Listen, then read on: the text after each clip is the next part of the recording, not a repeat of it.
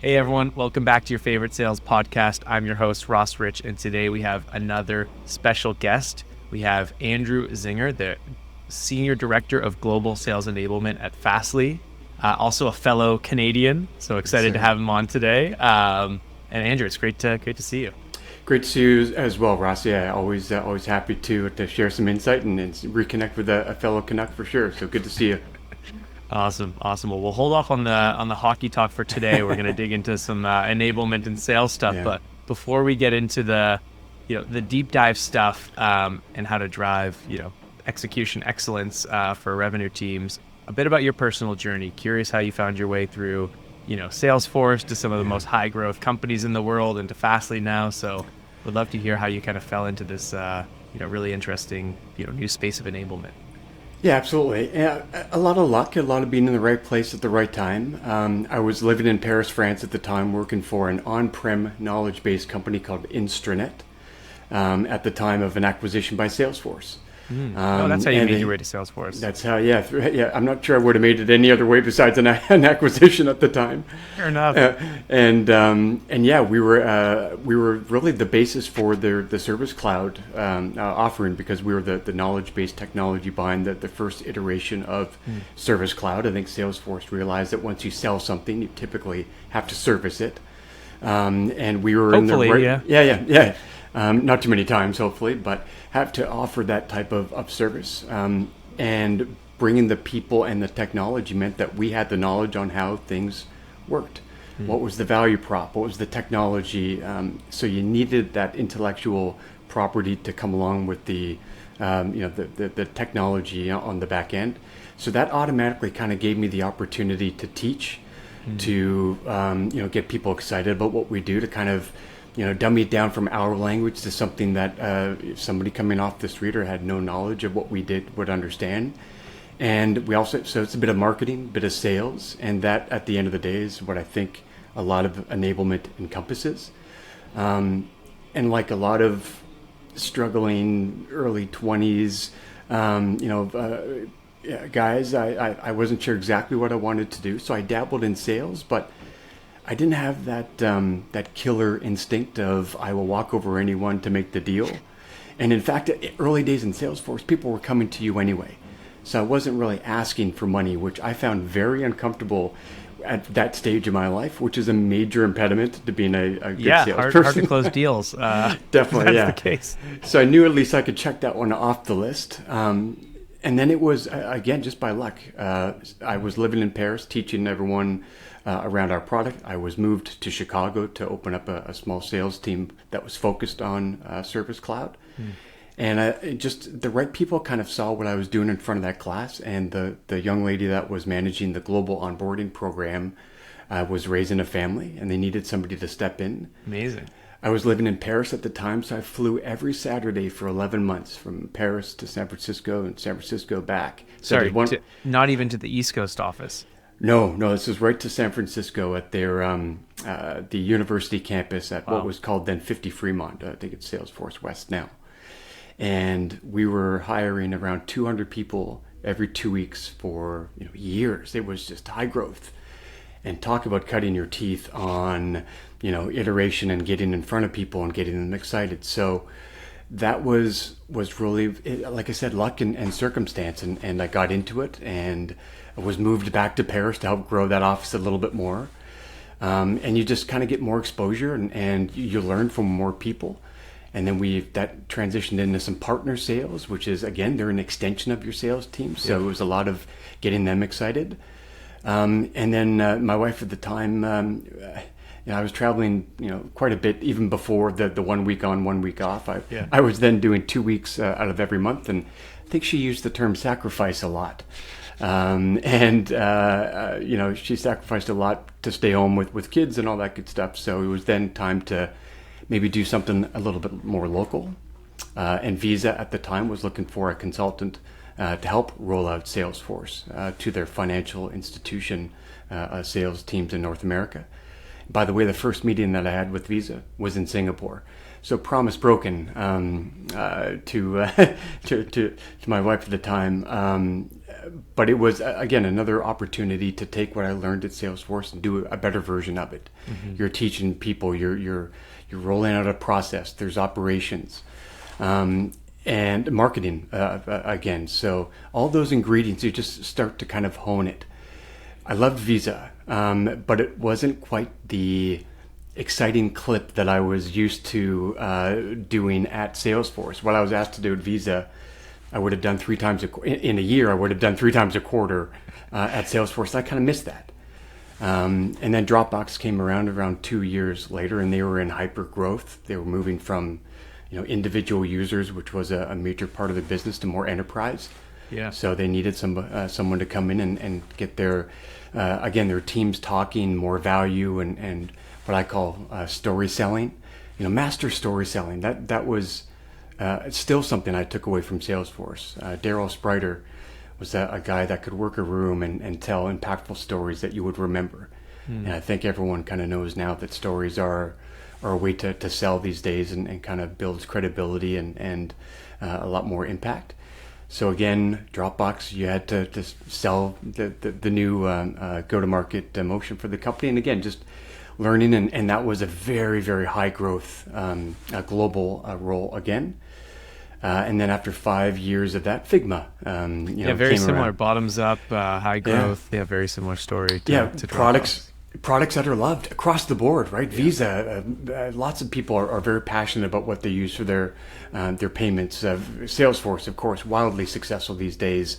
Same thing with Figma and Dropbox. Just lucky that you have these organizations that are willing to bring you on, and then Fastly, a company that was to me an unknown, an industry that was unknown, but like many organizations going through a post-COVID shift of a lot of people were coming to them, so there wasn't a lot of outbound need for a content delivery network company during COVID, where everyone was streaming. But now that changed from that vendor-like approach to now I've got to earn your time, I've got to earn your wallet share, and you do that by showing up differently. So it's kind of that consultative sales, and there's a lot that goes into changing a sales team's approach, and that's what I've been lucky to be able to repeat and get better at it at each stop along the way. Very cool. Very cool. Well, maybe before we switch gears, what do you think the most challenging kind of step up has been in your career, right? Like we talk a lot about in sales leadership, it's going from AE to frontline managers, typically the steepest curve. What about in enablement have you found to be kind of the steepest curve as your career has progressed from all those amazing opportunities? Well, I'll say, I'll look at it from 2 angles. Leadership, there aren't too many guidebooks that, you're promoted and it's like, all right, now you have a team reporting to you, go. And there's a struggle there between, what kind of leader do I want to be? Am I going to be the friend, somebody that can be easygoing, or are you going to be on the opposite end of the spectrum? I try to find a happy medium, certainly. Mm-hmm. I call it the art of the possible. As long as we're doing things ethically and legally, let's get it. Let's reach our goals, anyway. And the freedom is the fun part, and that's probably also one of the challenges is keeping up with the changing landscape of how people learn. But it's also the fun thing. It's a bad analogy. I have to get a better one, but I always say that enablement is almost like being a street cop. A police officer. It's you have your daily roll call. It's some admin stuff, but you never know what's going to come around the corner. A product launch or another initiative or a change to a process, and you have to then, identify where that is on the priority list, the audience, the desired outcome. What does success look like? How do we get people excited about something that, quite frankly, may be boring, or may not be something that is going to really jazz them? So it's keeping up with how they learn, making sure that people are excited, because it's almost like an introduction. If you lose them one time, it's tough to get that audience back. I've learned that big time. So it's don't make decisions in a box. I think sales advisory councils are huge to make sure that we are hitting Is the that mark. like from the field, you mean? Like actually Definitely. folks that are out there selling? Yeah, 100%. We pick individuals that are top performers from each of the roles under the audiences that we support. We meet on a monthly basis live, but we also have of course, a Slack channel where we can do some async, back and forth and getting feedback on content and what the level is, and are we talking the right language, and are we presenting you with materials and assets you would actually use, so we're not misutilizing resources across the organization. And it's all relationship building. Like nothing great I've ever done has ever been done alone. And I think that's a skill I've been able to hone, is cross-functional partnerships, letting them know how vital they are in the success of what we're trying to achieve, getting them to buy into the vision, in all likelihood pivot from what they were doing before I arrived. And it's it's almost like it's a tough conversation sometimes to say, look, your content isn't working. This is why, and let me show you a different way. Most folks, see it and come along, and there's innovation that happens and feedback loops. And I don't want to have a program that has an end date. I think everything deserves love and TLC and re-examining. But it's hard to get people sometimes to, you get tunnel vision. And an outsider that comes in and wants you to change things, it can sometimes take a while, but it's fun when they see the successes. It makes everything else a lot easier.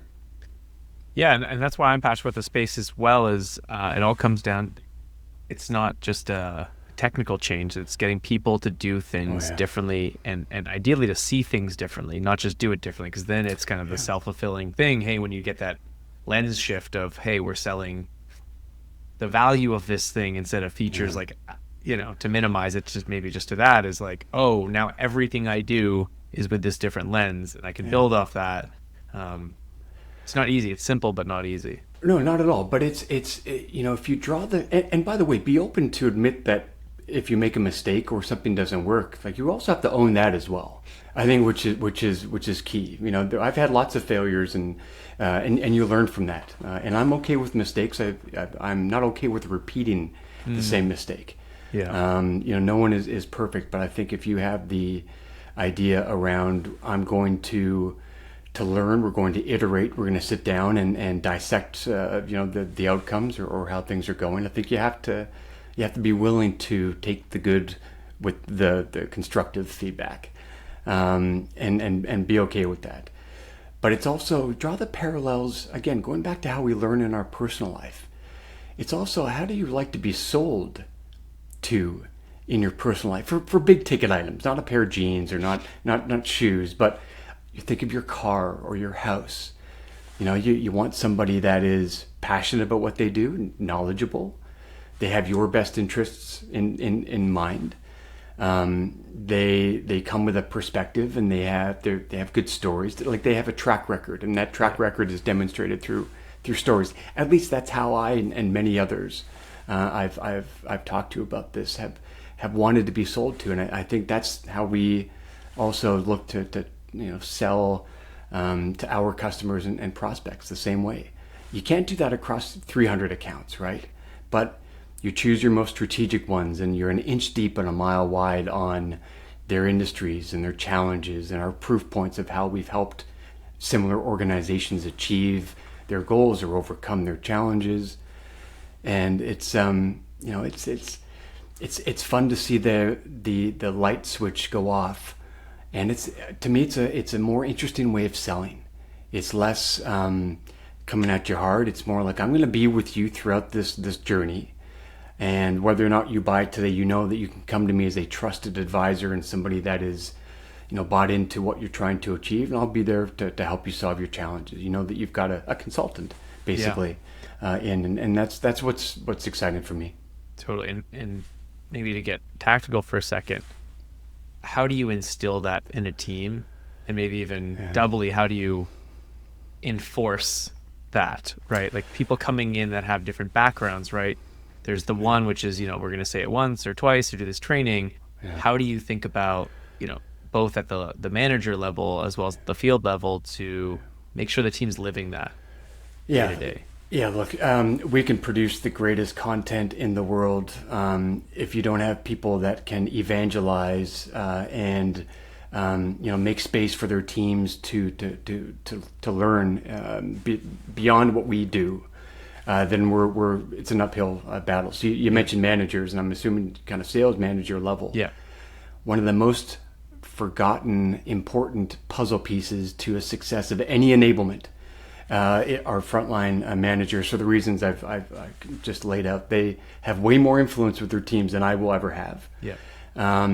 So we created this program, License to Lead, which is a certification for leads that either you've been promoted to a leader internally or you're coming from an outside organization, and we take them through the importance of making time to do coaching and feedback. Your team will look to you as an example, as somebody they may aspire to, but certainly somebody that has experience enough and a successful track record to reach that level.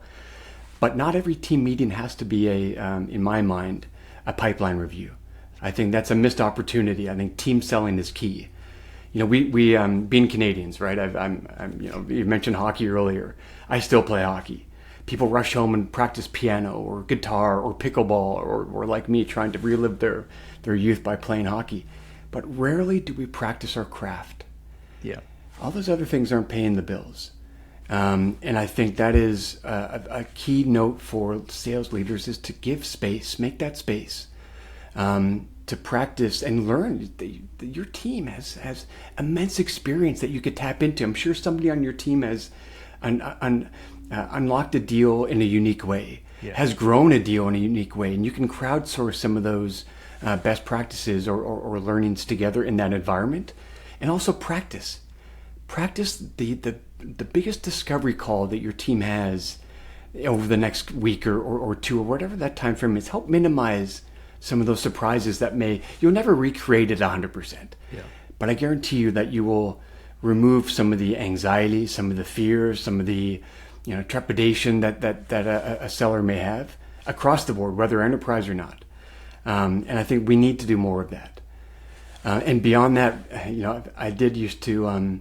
There are some folks that are just resistant, or feel like they don't need to maybe learn anything new. That the 25-year-old or 25-year vet in enterprise sales, toughest individuals sometimes to convert.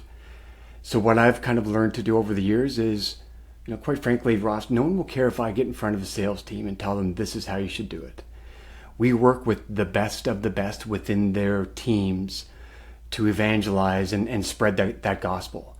You're more than likely going to want to be like somebody who's been successful and take one of their frameworks or approaches and make it work for you. Whether that's, I don't want to hear from the new rep or the bottom of the leaderboard rep. I want to hear from the number 1, 2 people that have consistently outperformed. 100%. And if you have somebody that thinks they are crushing it, and it goes one of two ways. Either you give them that opportunity and they shy away because maybe they realize that they don't have too many, amazing insights to share and that they could learn, or they get up there and people want to be like that individual, which is a win. Mm-hmm. They'll take their, top of funnel approach, or how they talk customers or discover whatever the challenge that we are trying to solve at the organizations I work with. Mm-hmm. The message comes from me in a sense, but flows through the people that they're going to respect more and have more that will have more credibility with the audience.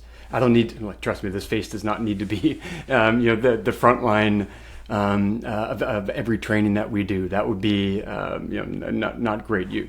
The voices of our enablement are from the people that are doing that role today. No, I love it. Well, before we wrap up, Andrew, it sounds like you're, still a student of the game and continue to learn. Are there any kind of go-to, whether it's another podcast or books or articles or just things that, you use to keep up with everything that's, going on innovation-wise today? Yeah, it's, I do open it up to my team a lot. I was late to the podcast a game in comparison to some of the folks in my team, so I give them a space to share a lot. I'm still a big Simon Sinek fan, and I know he can be, there's two sides of that camp. But the start with why has been so, and that's not even really a sales, that's just a philosophy on good conversations. Yeah. And that kind of has always been a big kind of North Star for me, is always understand the why. Yeah. And it can be adapted to certain things. When we do an enablement training to the sales team, the first slide is what's in it for you. What's the why? Why should you pay attention to this? Because I could lose you in 30 seconds, but if I tell you that this is going to be the outcome for you, the money, the whatever it is. And then the second slide is what's in it for your customer. And I think it all kind of goes back to that bullseye drawn on the TED Talk many years ago of Simon Sinek. And then he had a great book called Great Leaders Eat Last. Yeah. And, I took out of that book, it's not, don't take the credit. Like, as an individual contributor, I'm not sure how much value I have. I think I'm very good at getting a team bought into a vision, honing their skills in the right places, or putting their skill set in the right places to make that vision come true. And really, I think as a leader, you put them on the pedestal. It would reflect on you in all likelihood at some point, but they're the ones that are really doing the work. And I think you build a culture of just I'm going to follow that person. He understands that the value that I bring, and I think people appreciate that you have such a somebody that's going to champion them throughout what we're doing. So I've had people that have followed me from company to company, and I think a lot of it is the fact that I'm probably one of their biggest fans of what they do, and I'm in awe sometimes of what they're able to do, because I don't think I can do a lot of what they're able to do today. But I love to get them kind of bought into a vision, and they make a better version of it for sure. Love it, Andrew. Well, I appreciate you taking time out of the busy schedule to share your thoughts and words of wisdom here, and some good things for me to think about, both from the enablement side, but also just on the leadership side in general. So yeah, it's great to catch up. Excited to see you at the Sales Enablement conference in a few weeks. If anyone out there listening is joining for that in September. And thanks again, Andrew. Thanks for having me. Great to see you, Ross.